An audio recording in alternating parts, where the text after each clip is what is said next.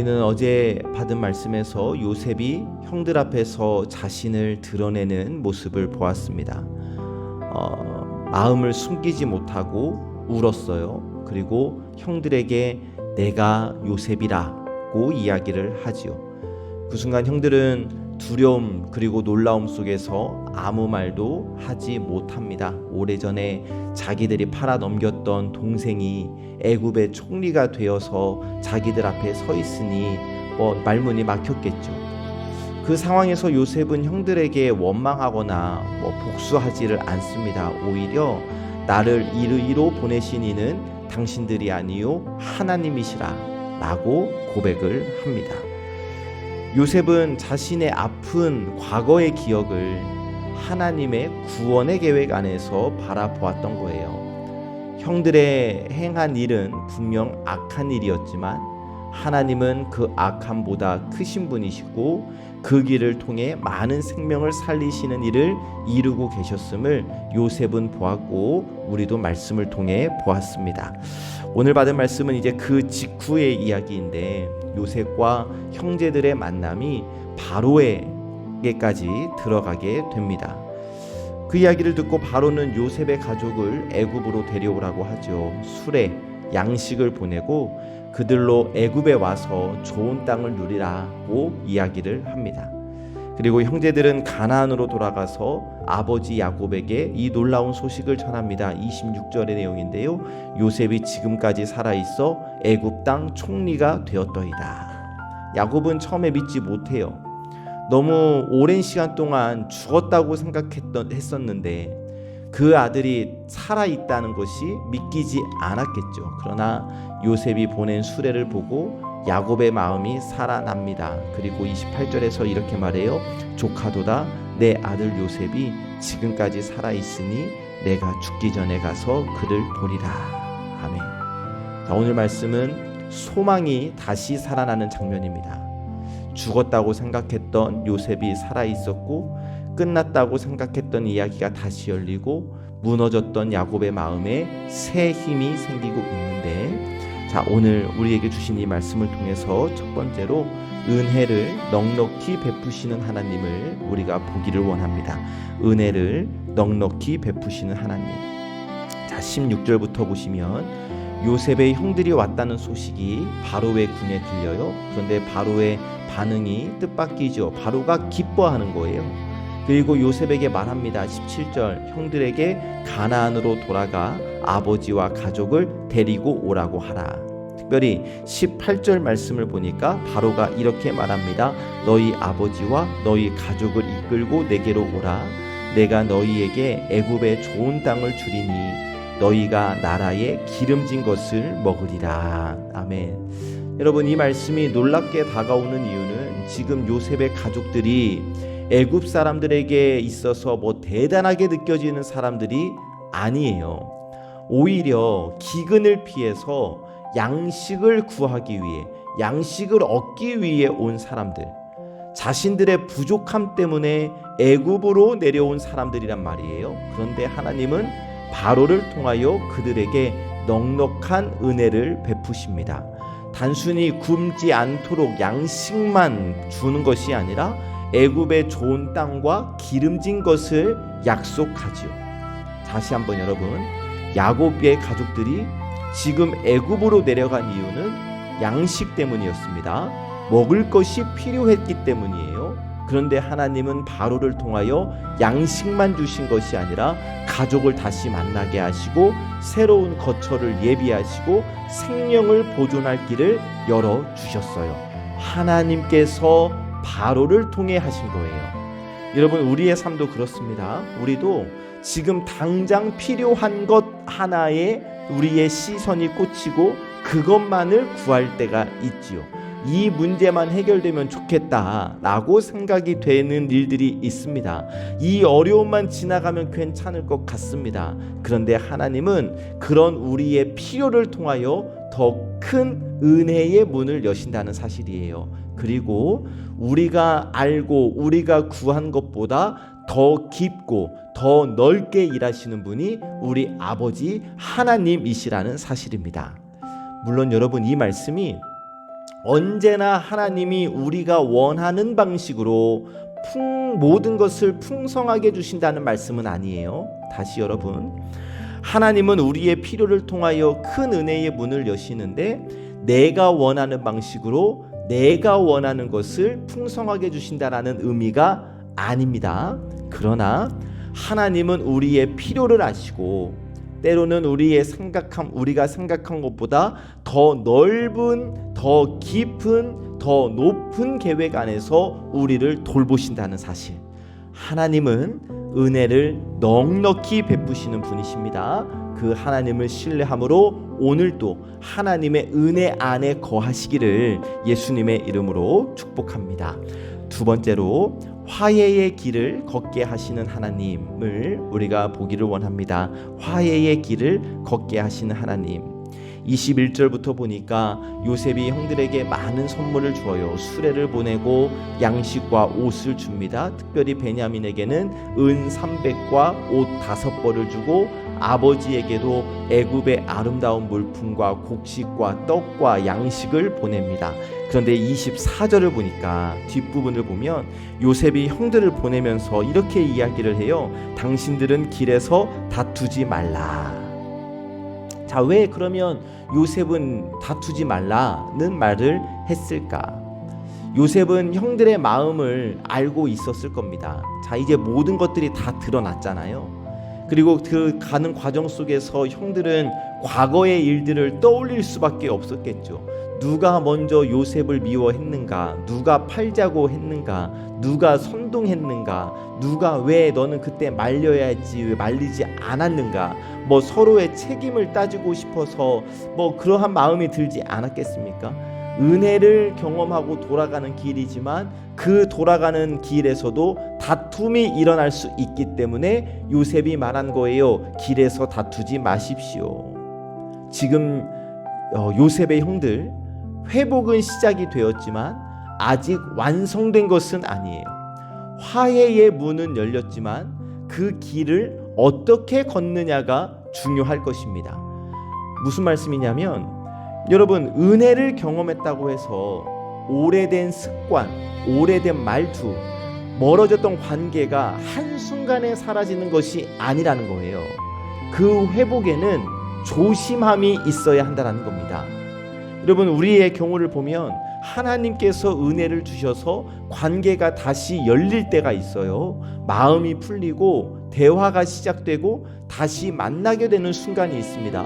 그런데 그때 더 조심해야 하는 거예요. 다시 책임을 따지면서 오래된 상처를 꺼내서 서로를 공격하면 회복의 길이 어려운 것 아니겠습니까?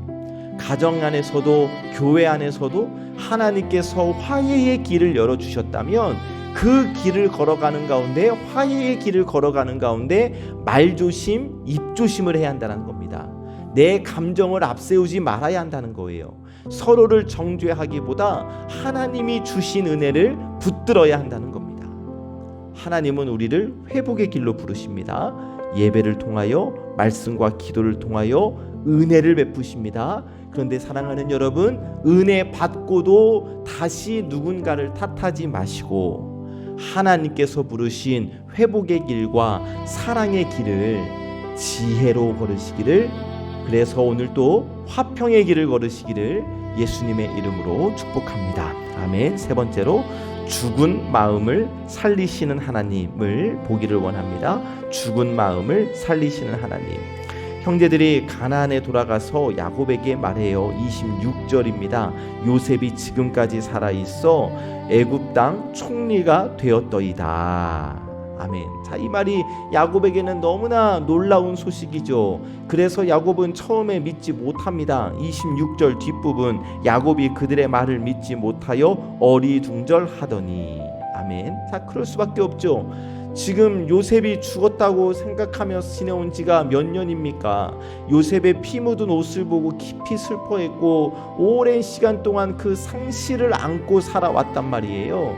야곱에게 있어서 사실 요셉은 이미 끝난 이야기였어요. 다시 돌아올 수 없는 아들이었습니다. 그런데 형들이 말하는 거예요. 요셉이 살아 있습니다. 27절을 보니까 야곱은 요셉이 보낸 수레를 봅니다. 그리고 그때 야곱의 기운이 소생했다라고 말씀하십니다. 죽었던 마음이 다시 살아난 거예요. 오랫동안 죽어 있었죠. 야곱의 마음이. 아들을 잃은 슬픔, 또 형제들의 이 갈라짐으로 인한 이 가정의 깨어짐, 긴 시간 동안 아픔이 야곱의 마음을 눌러왔을 겁니다. 그러나 하나님은 그 마음에 다시 소망을 주셔요. 요셉이 살아있다는 소식을 통하여 그의 마음을 다시 살리시는 거예요. 여러분, 우리의 삶에도 우리의 마음이 죽은 것과 같이 느껴진 시간이 있습니다. 너무 오래 아파서 포기하게 된 그런 일들도 있을 수 있겠고, 더 이상 좋아질 것이라고 기대도 못하고 마음이 무뎌지고 소망이 사라진 것처럼 느껴질 때도 우리에게 찾아옵니다. 그러나 우리 하나님은 그런 죽은 마음도 다시 살리시는 하나님, 끝났다고 생각했던 자리에서도 새 소식을 들려주시는 하나님, 닫혔다고 생각했던 길에서도 다시 열어주시는 하나님이 우리 하나님이심을 우리는 믿습니다. 하나님은 우리의 죽은 마음도 다시 살리시는 분이시니 하나님께서 주시는 소망을 받아들이시며 오늘 하루도 소망의 걸음을 걸어가는 우리 예배자들 되시기를 예수님의 이름으로 축복합니다. 아멘. 말씀을 정리하면 하나님께서 바로를 통해, 바로가 아닙니다, 하나님께서 바로를 통하여 요셉의 가족에게 넉넉한 은혜를 베푸셨어요. 요셉은 형들에게 그 회복의 길에서 다투지 말라고 요청합니다. 야곱은 요셉이 살아있다는 소식과 수레를 보고 죽었던 마음이 다시 살아났습니다. 오늘 말씀을 통하여 하나님께서 우리에게 분명한 소망을 주시는데, 하나님은 우리의 필요보다 더 넉넉한 은혜를 준비하시는 분이시라는 사실, 또 하나님은 회복의 길을 걷게 하시는 분이라는 것, 또 하나님은 죽은 마음도 다시 살리시는 분이라는 것을 오늘 말씀을 통해 봅니다. 사랑하는 우리 예배자 여러분, 혹시 오늘 마음이 지쳐 있을까요? 오래된 슬픔 때문에 소망을 잃어버리셨을까요? 아니면 하나님이 열어주신 회복의 길을 걸어가고 있지만 여전히 말과 마음에 조심해야 할 것들이 있을까요? 하나님은 다시 살리신다. 하나님이 다시 회복시키신다. 하나님은 끝난 줄 알았던 이야기 속에서도 새로운 이야기를 시작하신다는 이 말씀을 마음에 꼭 기억하셨으면 좋겠습니다.